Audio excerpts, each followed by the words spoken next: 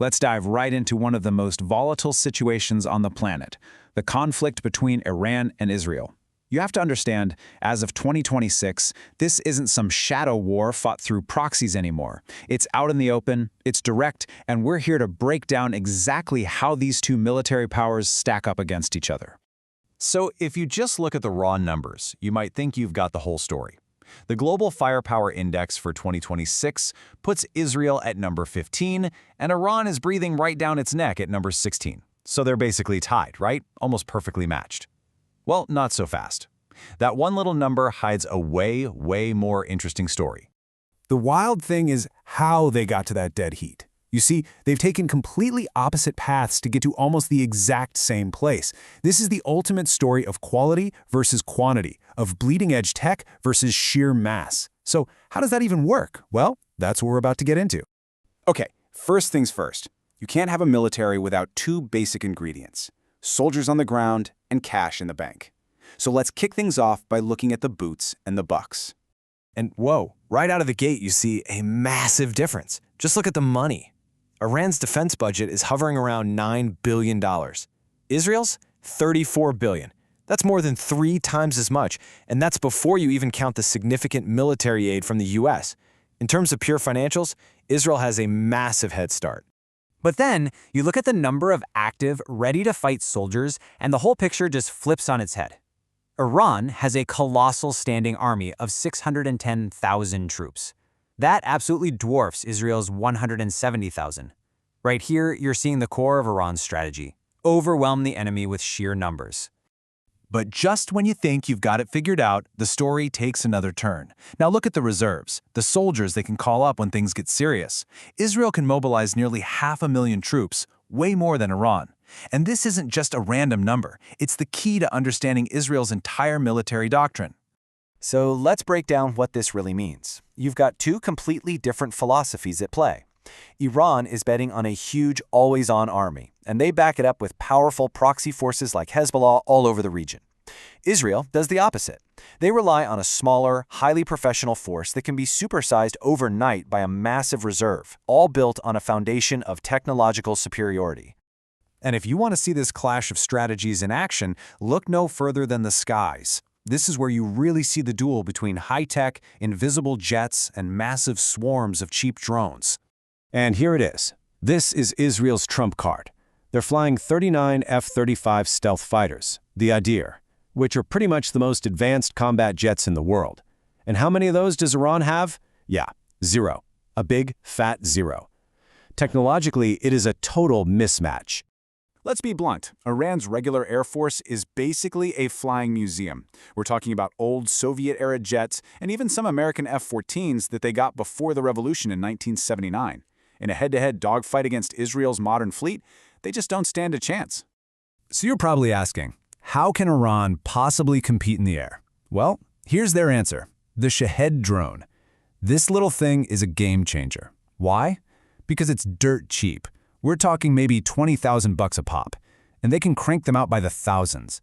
The goal here isn't to win a fair fight. It's to change the rules of the fight itself.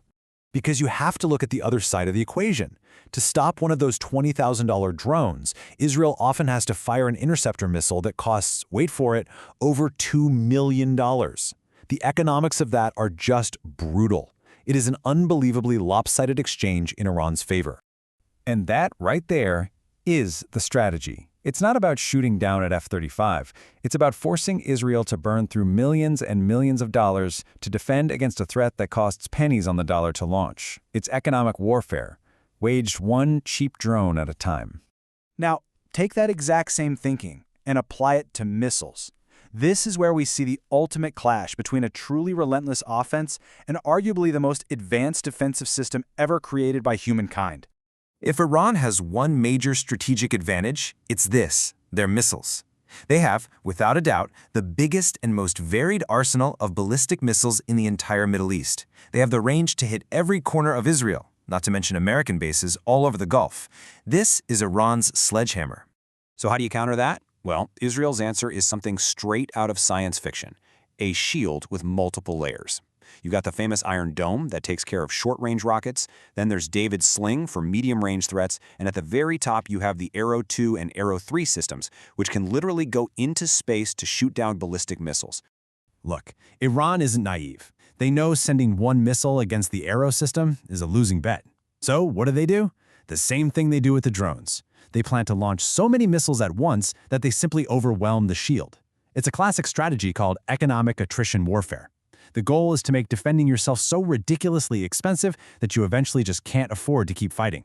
Okay, so we've talked about the air and missiles, but this fight is happening everywhere. On the ground, on the water, and even in the invisible world of cyberspace. And on the ground, you're going to see a theme we've already talked about. Iran has more tanks on paper, sure, but Israel has the Merkava. And the Merkava's in a league of its own. It's widely considered one of the best protected tanks on the planet, designed from the ground up to do one thing above all else: keep its crew alive. Quality over quantity, all over again. Now let's talk about the sea, because this is where the conflict starts to affect literally everyone on the planet. Think about this number for a second, 20%. That's how much of the entire world's oil supply has to pass through one single narrow choke point. Yeah, the Strait of Hormuz. And as of right now, in March 2026, Iran has used its navy of small attack boats and submarines to essentially put a cork in that bottle. They've shut it down. And the result is a massive shock to the global economy. You're feeling that at the gas pump, with oil now over $100 a barrel. And then there's the war you don't see, the one fought with ones and zeros. Israel is a cyber superpower, one of the top 3 in the world. They're the ones who launched the Stuxnet worm that physically destroyed Iranian nuclear centrifuges way back in 2010. But Iran is learning fast, and its own cyber capabilities are getting more dangerous by the day. And of course, there's the elephant in the room: Israel's undeclared but universally believed arsenal of nuclear weapons. All right, so let's step back and look at the big picture. We've seen all the pieces, now let's put them on a final scorecard. What you end up with is a really clear picture of this wild asymmetric standoff. So when you tally it all up, you get a really interesting split.